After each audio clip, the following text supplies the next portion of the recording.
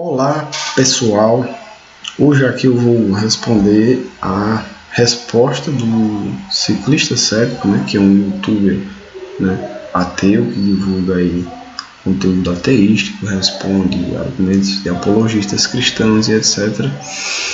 Dessa vez ele respondendo aí ao ajuste fino, né, refutando o ajuste fino, um vídeo que já tem aí se publicado há mais de 3 anos, né, provavelmente, ali 18 de janeiro de 2016, e já está chegando em umas 11 mil visualizações, quer dizer que tem uma influência influenciante, né? E eu vi umas coisas absurdamente estranhas nessa refutação, né? Então assim, já estou colocando aqui, filmando aberto o canal dele, essa página assim, tudo aqui, para não ter perigo, né? Espero que ele não me dê strike, né? Por estar filmando assim o vídeo dele, mas estou filmando mais a página do YouTube, botar aqui o mouse direto, né? Para que ele não me dê strike, né? Mas enfim, quero responder porque eu achei algumas coisas realmente bem estranhas. Então vamos lá, né? Fala galera, Ciclista Cético novamente.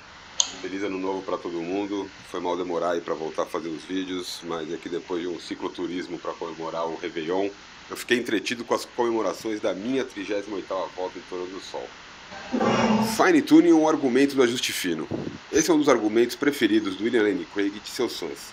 É uma versão moderna do argumento do design inteligente. Ele se baseia... Bom, primeiro que ele já começa com uma associação aí historicamente imprecisa, mas isso não implica em nenhuma falsidade nem veracidade de qualquer refutação que ele vai dizer mais à frente, mas simplesmente ele faz uma associação a que isso represente uma defesa do design inteligente, uma defesa moderna do design inteligente, que já é uma invenção moderna, né? Argumentos teleológicos, né, teleológicos que falam ali, tentam achar uma espécie de propósito, projeto a partir da ordem da natureza e de algum ajuste fino nela, né, que ordem também é um dos elementos, né, de que se a gente entende como ajuste fino, ela vem desde Platão, essa argumentação que vem levar a um Deus, a uma causa inteligente, etc. Não é uma coisa recente de alguns cientistas e teólogos do século 20 e 21, não. Né? Então, e fora que design inteligente é uma coisa mais ampla, né, que trata de intervencionismo no desenvolvimento da vida, e origem de informação, de teoria de origem da informação. Então é uma coisa muito mais ampla, não é só questão de ordem no universo, não, isso é só um aspecto que ele ou herda ou né, também se utiliza para postular um designer inteligente. Mas o argumento do ajuste fino existiu, né, e surgiu independentemente dessa formulação do design inteligente que já é moderno. Enfim, então isso é uma associação imprecisa. Descobertas científicas recentes para então jogar pela janela o método científico e afirmar que o motivo para as coisas serem como são é porque Deus quis. Para quem ainda não conhece esse argumento, vou deixar o link para um vídeo aqui. Mas ele basicamente diz que as constantes da natureza são tão precisamente ajustadas para a existência do ser humano que seria mais provável existir um Deus que ajustou tais parâmetros. Os problemas com este argumento são muitos. Vamos a alguns deles. É verdade que se mudássemos algumas constantes, a realidade seria muito diferente. Mas... Bom,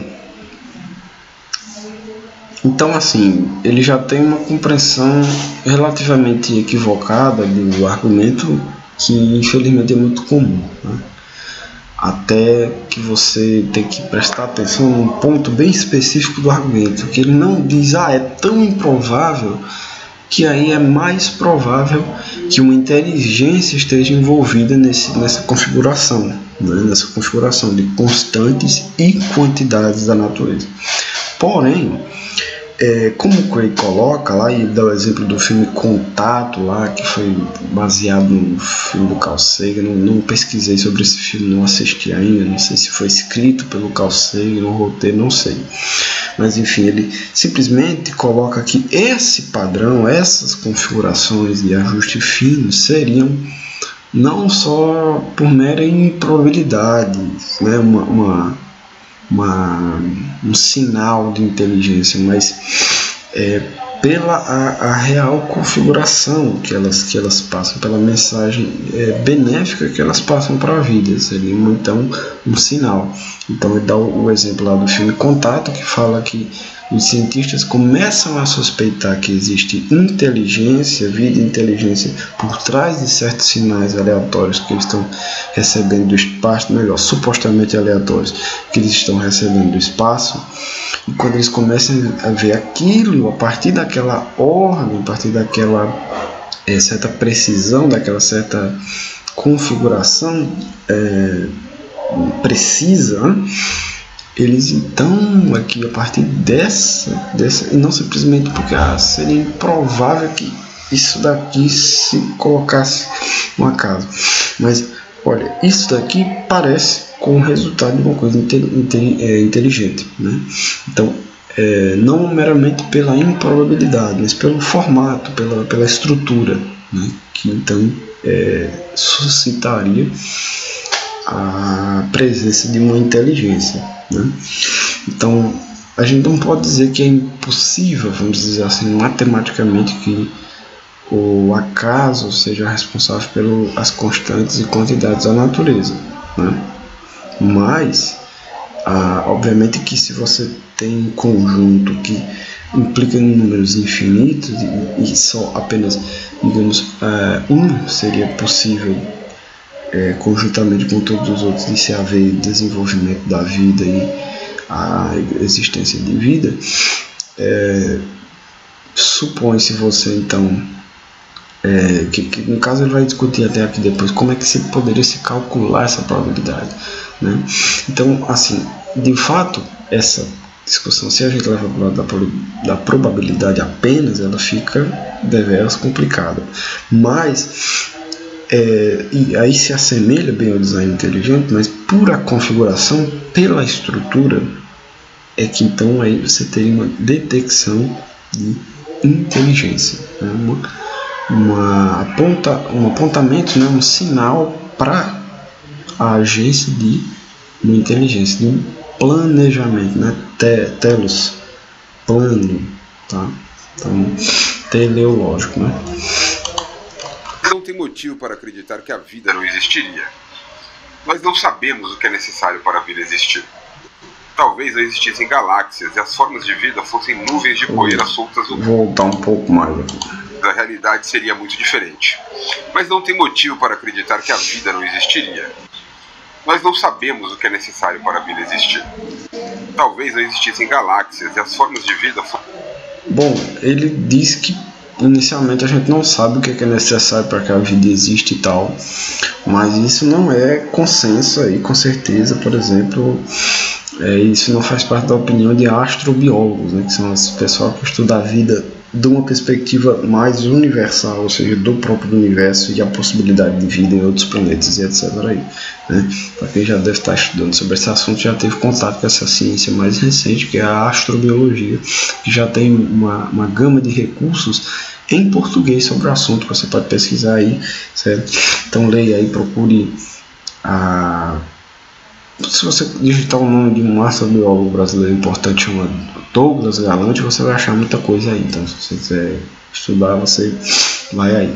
E já se tem uma ideia muito ampla do que vem a ser a própria vida e do que vem a ser necessário para que se tenha vida, né? Mas, obviamente que, pela discussão de alguns pontos, por exemplo, o silício poderia ser substituído pelo carbono por causa das ligações e tal, para se criar vida.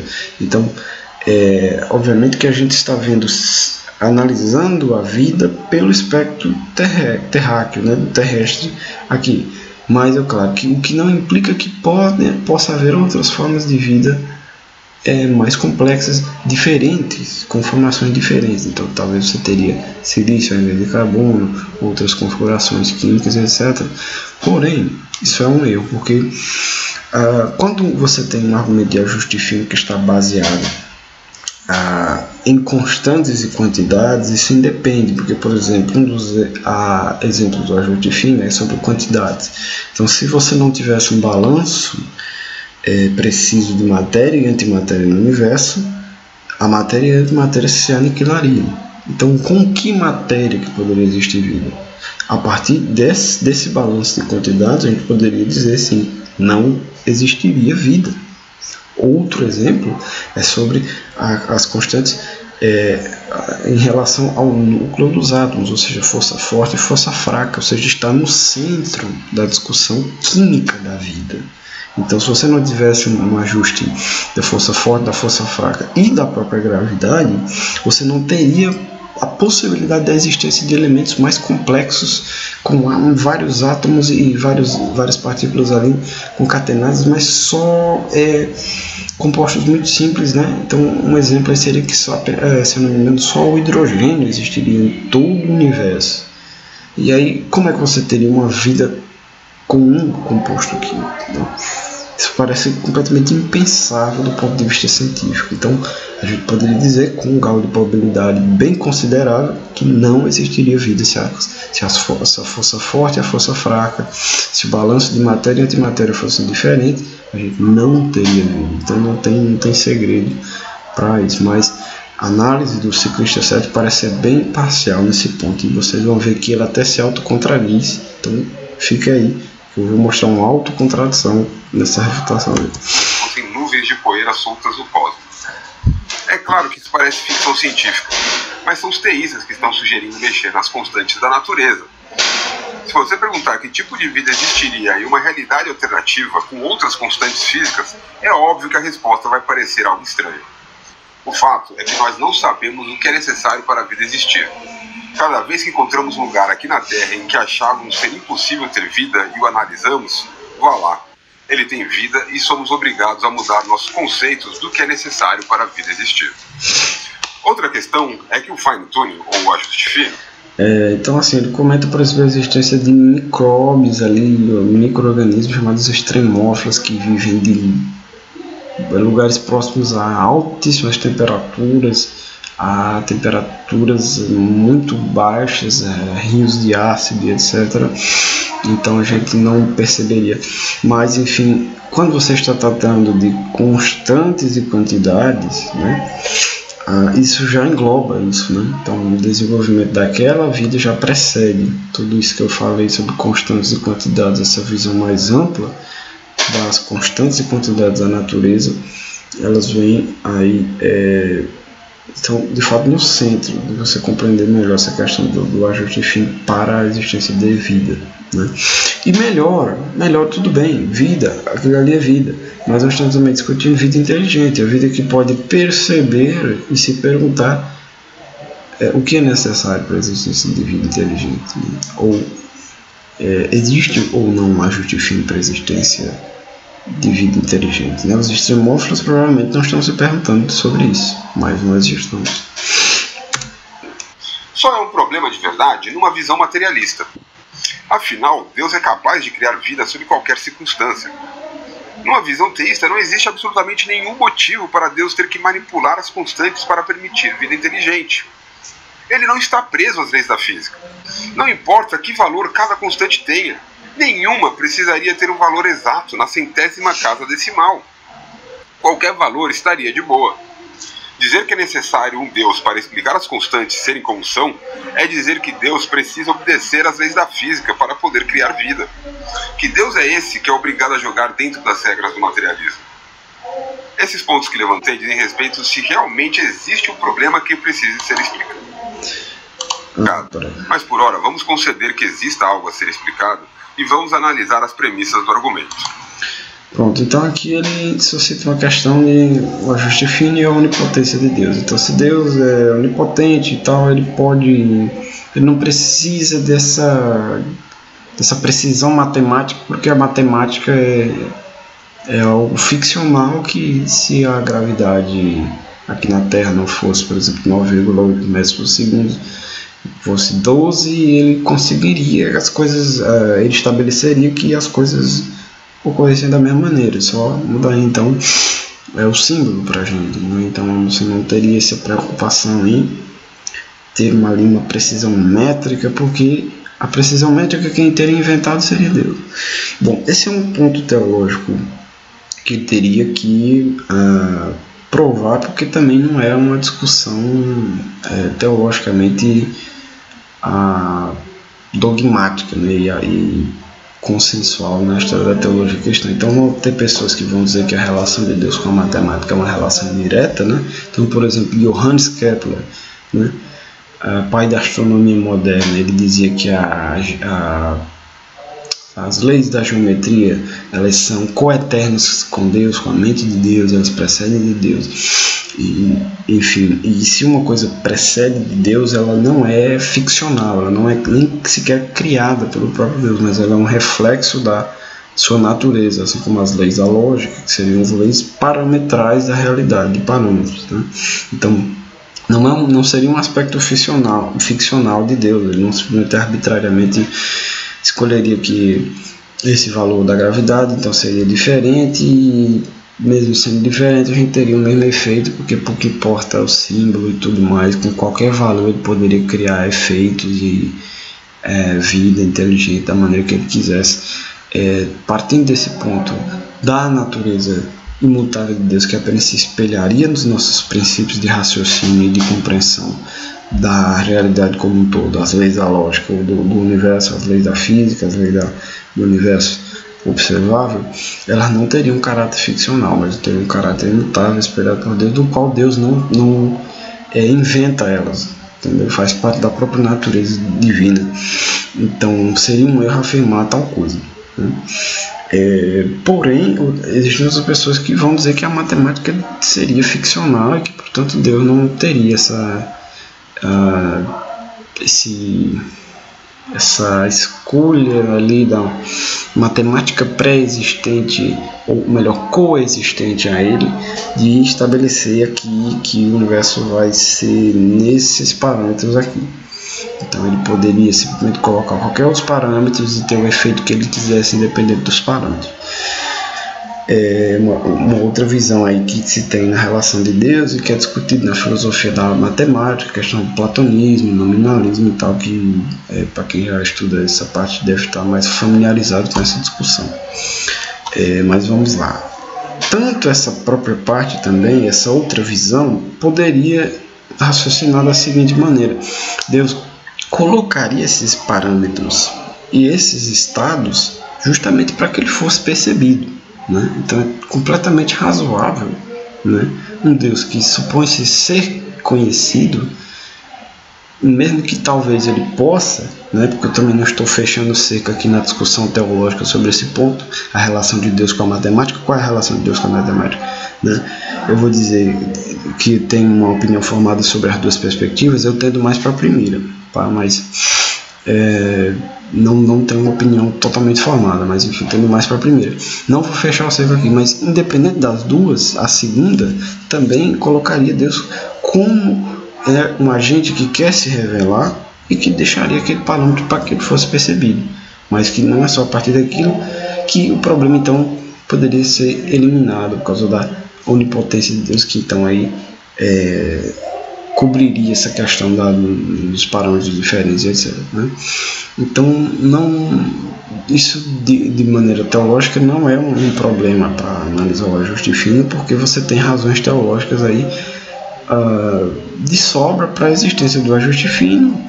Ora a matemática seja um reflexo da natureza de Deus, ora ela seja uma outra criação de Deus, né? Então a gente vê razões teológicas equivalentes, paralelas aí para você perceber tal coisa. Então não vou me estender mais nisso para sobrar tempo para a gente comentar outras coisas. Como vocês podem ver no vídeo, a ideia desse argumento é que existem somente 3 possibilidades para as constantes serem como são: necessidade, chance ou design.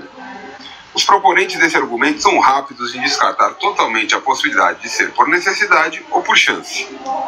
O problema é que não temos uma teoria de tudo. Quântica e relatividade não se misturam.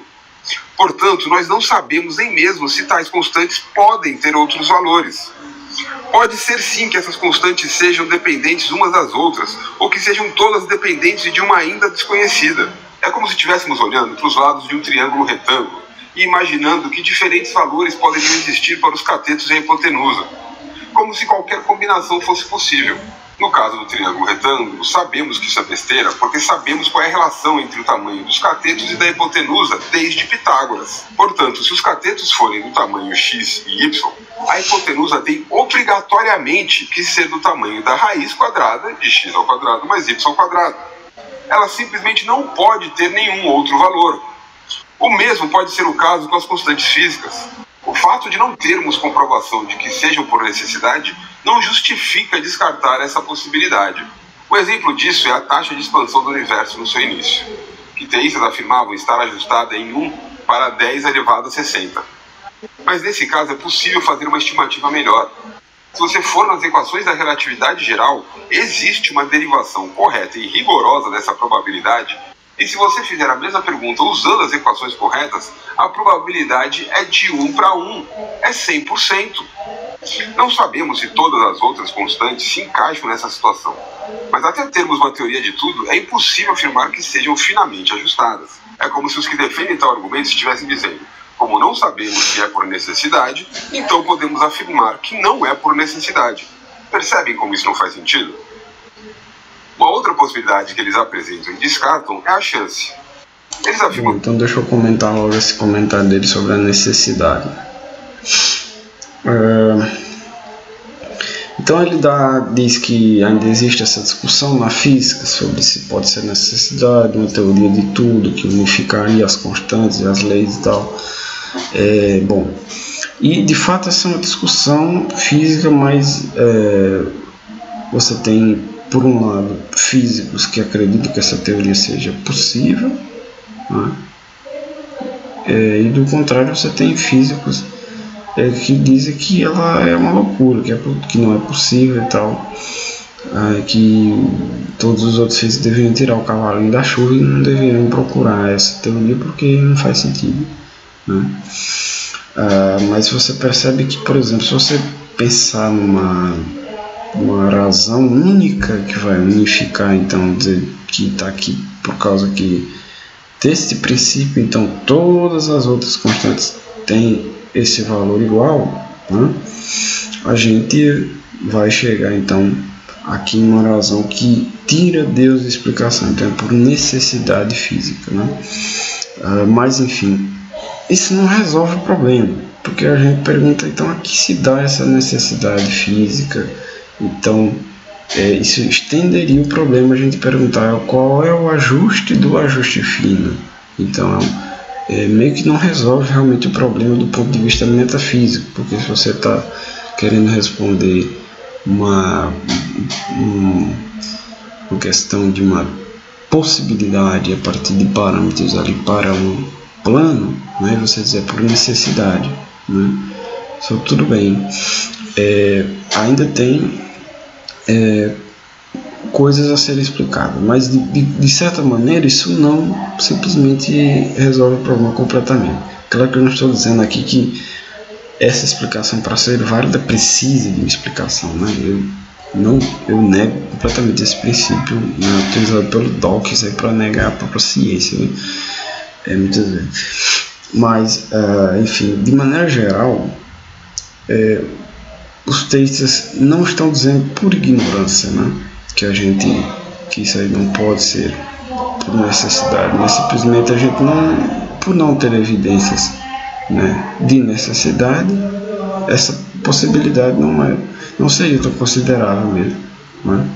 Então, existem evidências de que é por necessidade? Não, né? Existem mais evidências, por exemplo, quando você está tratando, por exemplo, até de um universo que muito provavelmente é finito, né, e você vai falar de necessidade nele, né, parece bem complicado, né, porque tu tem um universo contingente, um universo contingente que está por trás de uma necessidade na sua composição.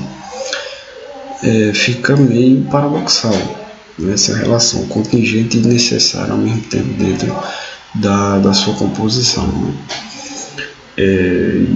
Assim, inferindo a contingência do universo a partir da sua finitude, né? Então, sem prerrogativa teológica nenhuma aqui, que a partir disso, daquilo, teologicamente falando, o universo seria o não necessário contingente, mas por o universo ser finito, então, independentemente de crença teológica, ele seria não necessário, ele seria contingente. Então, o descarte da necessidade física ela é amplamente legítimo. Eu realmente não vejo nenhuma arbitrariedade na gente não considerar essa possibilidade, porque nos vem a suscitar a questão: por que considerar essa possibilidade? E quando a gente está falando sobre probabilidade, né, aí a gente chega na discussão do acaso. Mas quando a gente está falando sobre sinais, detecção de inteligência, então a teoria de um plano, né, e então por trás viria um planejador, ela seria amplamente mais, né, razoável, pelo menos. Porque a probabilidade de ser por acaso é tão baixa que faz sentido acreditar que seja por design. Mas eles não percebem que, para dizer isso, eles precisariam mostrar que a chance de ser por design é maior que ser por acaso. E até hoje ninguém foi capaz de calcular a probabilidade de ser por design. Qual é a probabilidade de existir um ser capaz de criar o universo e que tenha ajustado as constantes? Essa probabilidade é quantas vezes maior do que o acaso? Probabilidades são calculadas computando a proporção entre resultados favoráveis e todos os resultados possíveis. Em um cara ou coroa, existem dois resultados possíveis. Se o desejado for um deles, a probabilidade é de 1 para 2. Em um dado de 6 lados, se o desejado for um único valor, a probabilidade é de 1 para 6. Porém, nós não sabemos quais são os valores possíveis para cada uma dessas constantes. Esses cálculos que eles apresentam consideram que poderia ser qualquer valor. Mas, como já vimos, não existe motivo para partir do pressuposto de que eles realmente possam ter qualquer valor. Nós não sabemos quais são os valores possíveis e, portanto, simplesmente não temos como calcular tal probabilidade. Como também não temos como calcular a probabilidade de existir um Deus que seja capaz de ajustar as constantes, eles simplesmente não têm como descartar a possibilidade de ser por acaso. Vamos analisar agora a opção de design. Aqui temos mais problemas para os defensores deste argumento. Bom, então, comentando essa questão do acaso, ele fala que nós não temos a probabilidade de calcular nem que o acaso é improvável e nem de que o design é provável, é mais provável, né?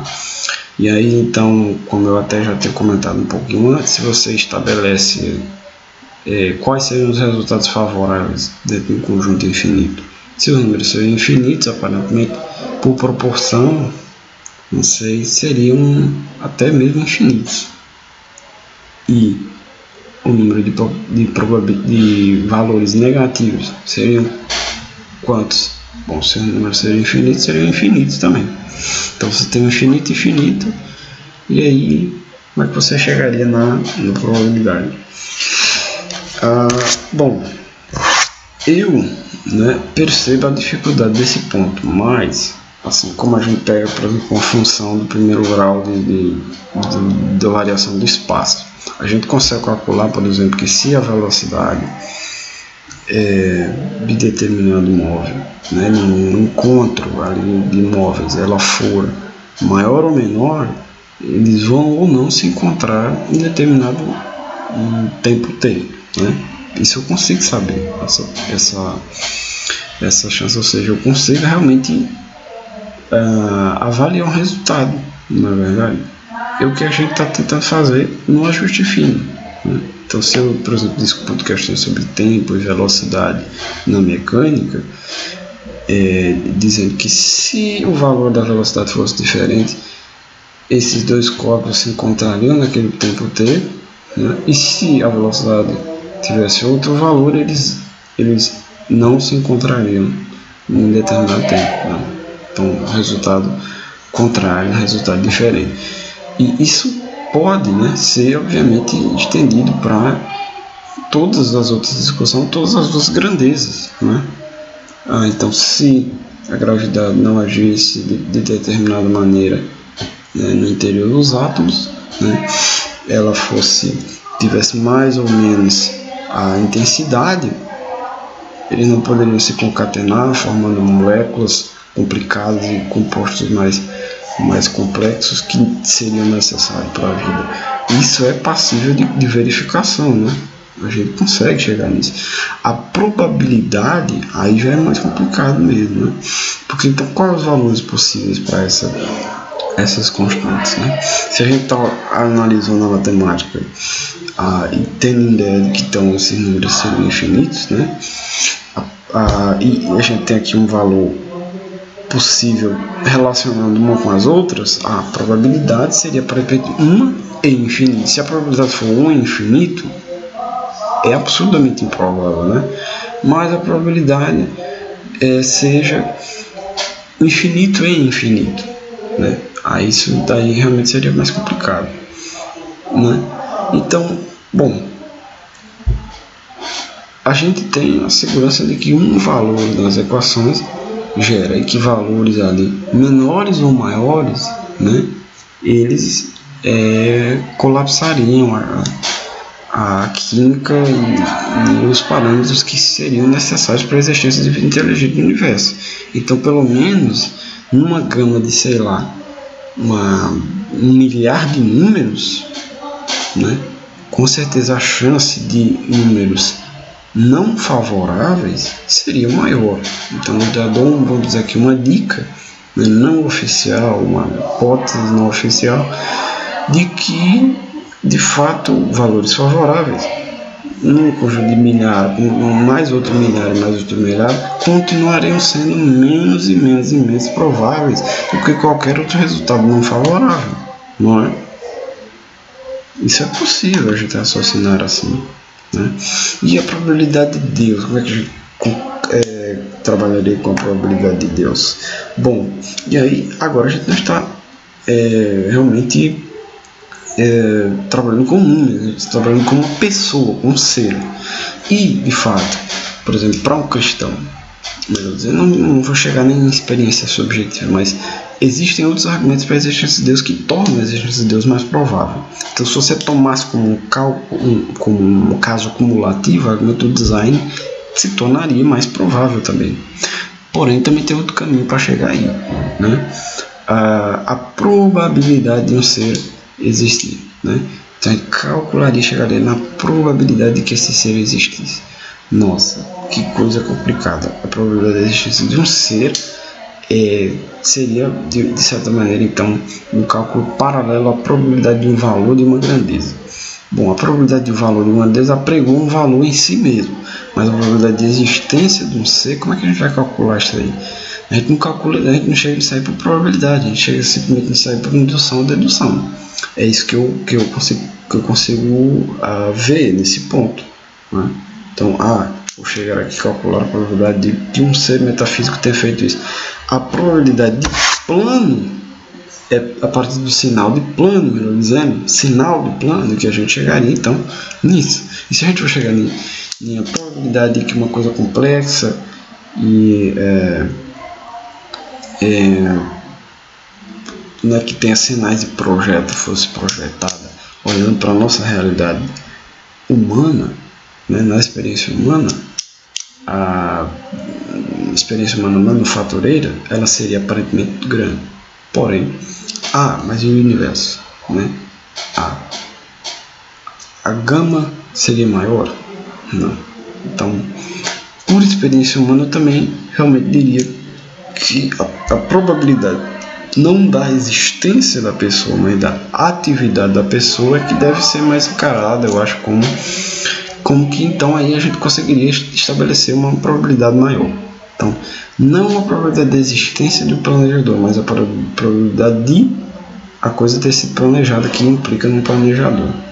É relativamente complicado, nem sei o que eu estou falando, mas, resumindo, a probabilidade de a gente ter um plano, um projeto, um ajuste fino que teria um ajustador inteligente, ela parte dessa probabilidade, do próprio ajuste fino, não do ajustador, né?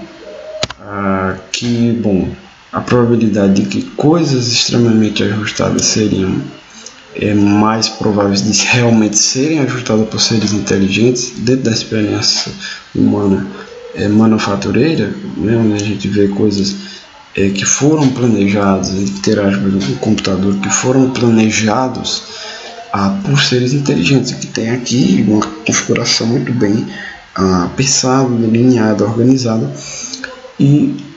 Mas se você for comparar isso daí com a quantidade do universo, já não pressupondo o materialismo naturalmente para dizer que essas coisas não foram planejadas. Então, assim não vai, né?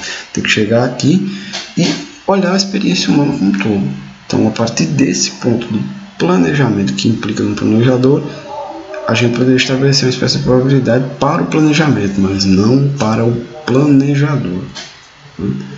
Mas, enfim, a detecção de design é, para mim, o ponto mais, vamos dizer assim, crucial do argumento. Essa configuração, de fato, nos leva a crer no plano e então no planejador, né? Então aí sim, não por probabilidade e tal e tudo, né? O enfoque necessário do argumento, tal como defendido pelo Craig, não é probabilidade, mas é plano, é telos, é sinal de inteligência, detecção de inteligência mesmo. Se fosse por necessidade ou chance, nós esperaríamos algumas dessas constantes estarem no limite do que permite a existência de seres humanos, outras sobreajustadas para além do necessário e até mesmo algumas que poderiam ser melhor ajustadas. Já se for por design, principalmente de um ser. Aí você vê uma autocontradição nesse texto sério, porque ele diz que algumas poderiam ser melhor ajustadas. Mas antes, né? Acho que eu vou tentar voltar aqui. Estou em 6:19. Ele diz que algumas poderiam ser melhor ajustadas. Ou seja, ele está dizendo que a gente não poderia saber qual seria um valor melhor e portanto mais provável, né? Ou melhor, se ele está dizendo numa gama de bilhar você teria vários valores favoráveis, mas que numa gama ali você teria então valores menos ou mais favoráveis, né? Ele vai dizer então que existe realmente a possibilidade de a gente chegar a saber quais valores são ou não são favoráveis à vida. Então está se autocontradizendo, porque ele disse que isso não era possível antes, né? Diz que isso não era possível antes. Não sei se eu vou achar aqui. Pode ser sim que essas constantes sejam dependentes umas das outras, imaginando mesmo as leis da física. Não importa que valor cada constante tenha, nenhuma precisaria ter um valor. É óbvio que a resposta vai parecer algo estranho e desistir. Outra questão é que o fine-tuning, ou as constantes serem explicadas, não se misturam sem hipotenusa. O tamanho x simplesmente não pode ter nenhum outro valor. O mesmo pode ser o caso com as constantes físicas, ajustada em 1 para 10 é de 1 para 1. É sempre que todas as outras constantes se encaixam nessa situação. Vamos afirmar que não é por necessidade. E por acaso é tão baixa que ser por acaso, às vezes maior do que o acaso. Probabilidade tá difícil de eu achar. Que seria mais provável existir um Deus que ajustou fossem nuvens de poeira dar nossos conceitos do que é necessário para a vida existir. Outra questão é que o fine-tuning, ou ajuste fino, tem que manipular as constantes para permitir vida inteligente. Ele não está preso. Que Deus é esse que é o de três possibilidades para as constantes que não se misturam, pendentes de uma ainda desconhecida. É como se estivéssemos olhando para os lados de um triângulo retângulo e imaginando que diferentes valores poderiam existir para os catetos em hipotenusa. Como se não sabemos nem mesmo se tais constantes podem ter outros valores que não se misturam. Os proponentes desse argumento obrigatoriamente quis ser do tamanho da raiz quadrada da taxa de expansão do universo no seu início. Que Tesla afirmava estar ajustada em 1 para 10 a necessidade, não justifica descartar essa possibilidade. Um exemplo disso é que tal argumento estivesse dizendo, como não sabemos se é por necessidade, eles precisariam mostrar que a chance de ser por design é maior que ser por acaso. Em um cara ou coroa, existem dois resultados possíveis. Calcular tal probabilidade. Como também, no final, Deus é capaz de criar vida sob qualquer circunstância. Porque a resposta vai parecer algo estranho. Não fossem nuvens de poeira soltas no cosmos. É necessário para a vida existir. Aqui. nós não sabemos o que é necessário para a vida existir. Então aqui ele vai dizer que nós não sabemos o que é necessário para a vida existir. Isso inclui as constantes e quantidades da natureza. Ele diz que a gente não sabe. A gente não sabe. Vamos voltar aqui para o ponto 6.19, porque ele vai dizer que vai sugerir um valor melhor para alguma constante, por exemplo. O que se esperaria é que todas elas fossem precisamente ajustadas para o valor mais propício à existência de seres humanos. O fato é que algumas dessas constantes não são o que se esperaria de um ponto de vista ateísta. A constante cosmológica, por exemplo, se fosse maior, realmente não existiriam humanos, como conhecemos. Mas se fosse menor, se fosse zero, que é um valor mais natural, teríamos mais humanos. O universo seria mais propício à nossa forma de vida. Enquanto que a entropia do começo do universo é absurdamente menor do que o necessário para existir vida. Se a proposta ateísta é que as constantes são como são, porque Deus queria que nós humanos estivéssemos aqui, então, além de estarem dizendo que Deus é obrigado a respeitar as leis da física, como eu expliquei antes, ainda estão dizendo que Deus não sabia quais eram os melhores valores para que isso acontecesse. Em uns casos ele errou para mais, em outros ele errou para menos. Que Deus é esse que, além de ter que respeitar algumas regras, ainda por cima não sabe o que está fazendo? Portanto, então, ele agora diz que a gente não sabia, não sabe o que é necessário para a vida. Mas ele diz, não, se a constante cosmológica fosse zero, você teria muito mais vida. Se a entropia fosse maior, né, ou menor, não me lembro agora, você teria muito mais vida. Mas eu pensei que a gente não sabia o que era necessário para a vida. Mas ele considera, então, né, ele chega, tá aqui. Então você concorda com a gente que então existem valores que implicam, né, que seriam mais propícios à vida ou menos propícios à vida, né? Então, primeiro, claro que aí ele já chega num outro ponto que eu vou discutir depois, mas enfim, você está se autocontradizendo. Eu demonstrei que você está se autocontradizendo. Você diz que nós não sabemos o que é necessário para a existência de vida, e aí você diz que seria, melhor dizer, que seria propício para o desenvolvimento da vida e da vida inteligente, mas aí você diz que não, se a constante aqui fosse melhor, fosse maior, então haveria mais vida, haveria menos vida. Ora, você está se autocontradizendo.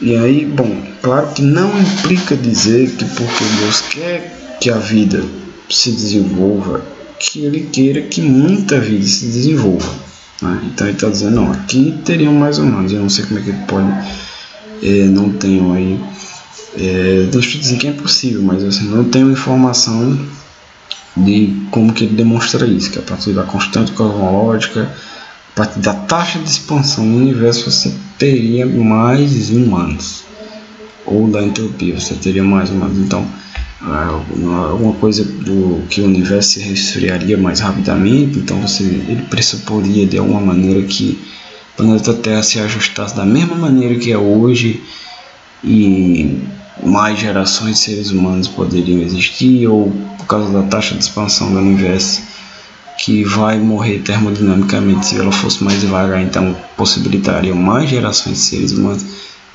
Nós estamos discutindo quantidade, nós não estamos discutindo quantidade.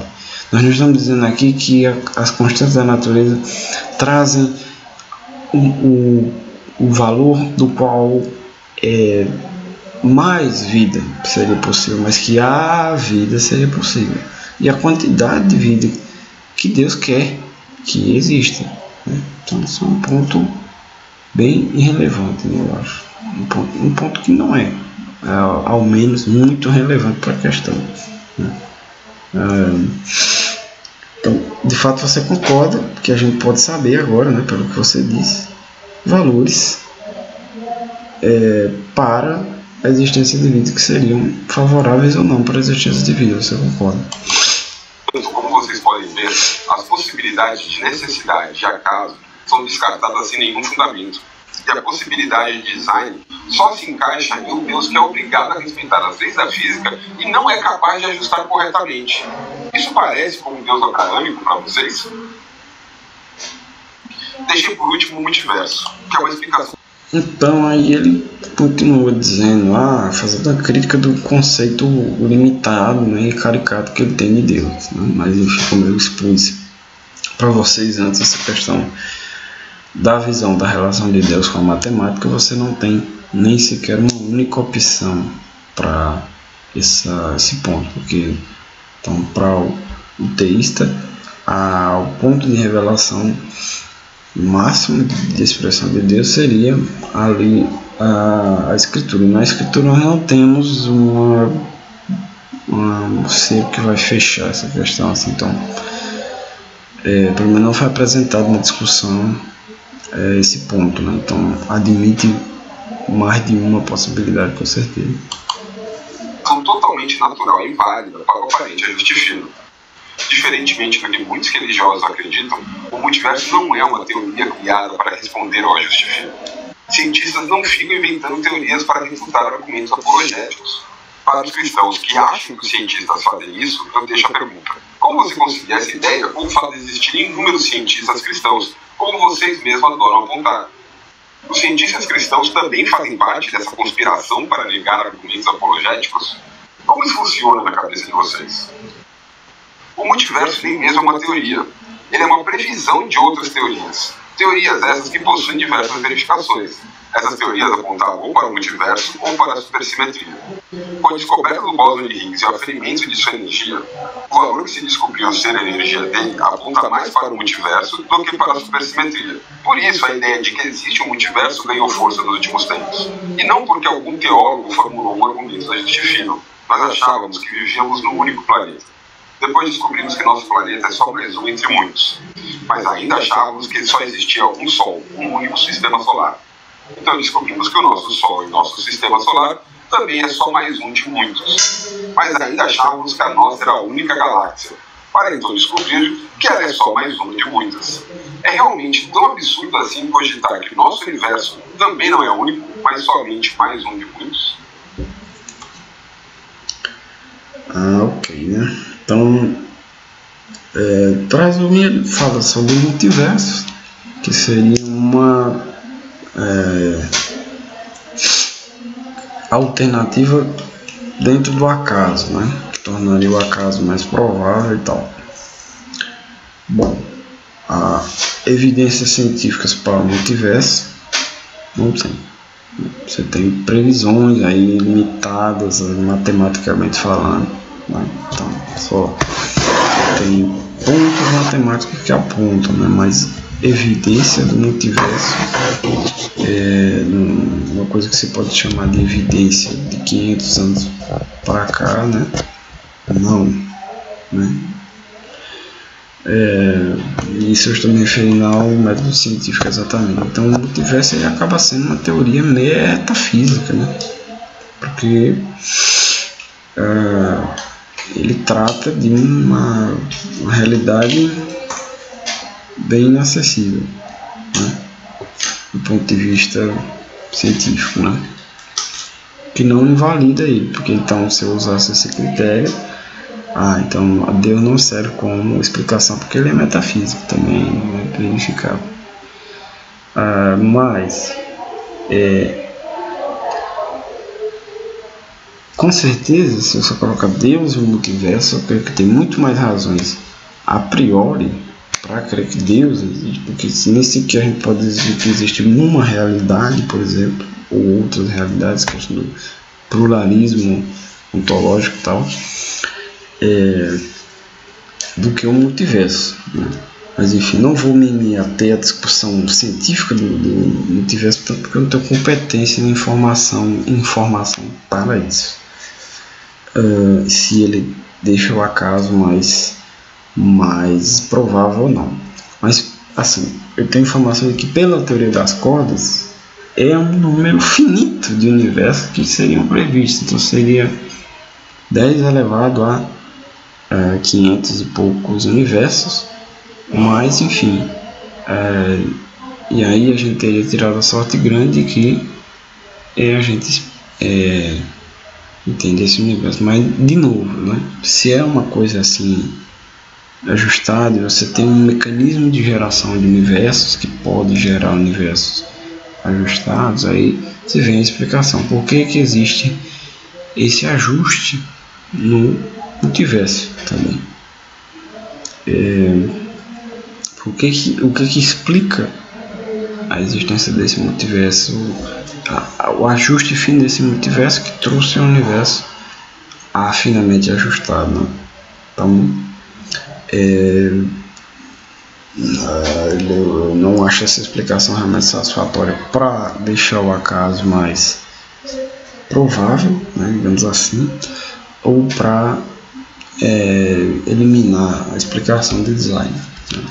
Então, bom, o ciclista 7 não levantou pontos relevantes sobre a questão do argumento do ajuste fino, né? Assim, não levantou argumentações exatamente, ou melhor dizendo, né, não muito relevantes, claro que são relevantes, mas fortes, né, e desconhecidas para o ajuste fino, de maneira que não, na linha das premissas dele, ainda você tem demonstrado uma fraqueza pontual, né? Então, resumindo aqui tudo, né, já deve estar em 1 hora de vídeo, não sei. Deus poderia ter criado com outras constantes, ou não poderia, ou poderia, mas criou nesses parâmetros para que ele fosse percebido, né? E aí a probabilidade da existência dele também seria perceptível por outros aspectos, como por exemplo, por que o universo existe, né? A questão da contingência do universo, o que causou o universo, né? Ou o que aconteceu que explica os fatos da vida, morte de Jesus Cristo, o que explica a nossa realidade moral, nossa experiência moral com valores objetivos, né? E fundamentalmente ali núcleo comum absoluto, né? O que explica tudo isso? Então, um ponto mais amplo, né? Então, resumindo, acho que foram essas as objeções mais relevantes que ele levantou. Fine-tuning, onipotência, necessidades versus teoria de tudo, acaso, multiverso, né? Como é que a gente calcula o acaso, como é que a gente calcula a probabilidade de design, né? Então,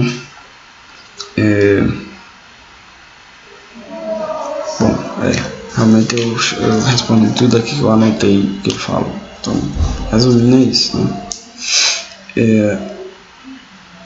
Continuo crendo que a explicação do design para o ajuste fino nas constantes e quantidades da natureza é de design.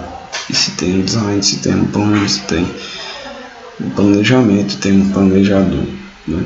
Planejador inteligente, e que então a explicação é muito melhor do que necessidade, que a gente não tem razões para crer, e acaso, que a gente tem razões para crer, né, na improbabilidade dela, mas principalmente por questão de detecção de inteligência de um planejador, um design, né? Então, esse é o vídeo, né? Deus abençoe a sua vida. Se você discorda, concorda, tem perguntas, discussões, comente, né? Se inscreva no canal se você se interessa por esses assuntos, dê um like, e Deus te abençoe seus estudos, né? Te oriente aí.